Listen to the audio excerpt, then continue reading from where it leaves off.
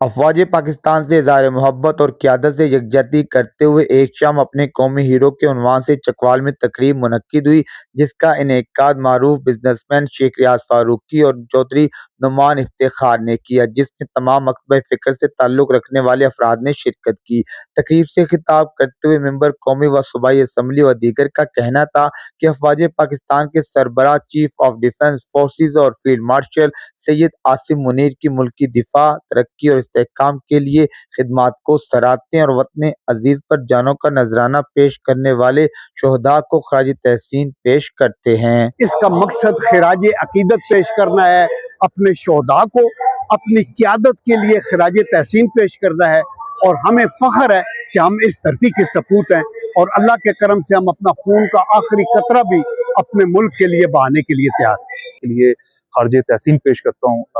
جو ہے field marshal صاحب کو، کہ وہ جتنا ان کو ہم اپریشیٹ کریں وہ اتنا کم ہے۔ انہوں نے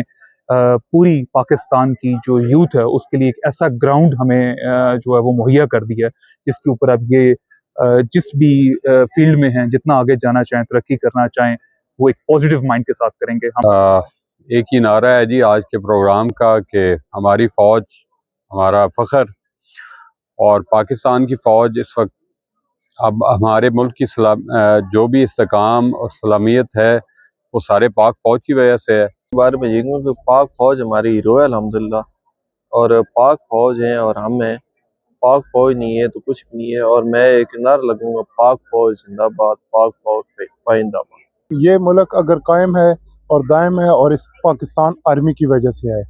اور جنرل عاصم منیر صاحب نے اس جو ہماری ریسنٹلی مئی میں جنگ ہوئی ہے انڈیا کے ساتھ، اس میں جس طرح انہوں نے رول پلے کیا ہے وہ قابل تعریف ہیں۔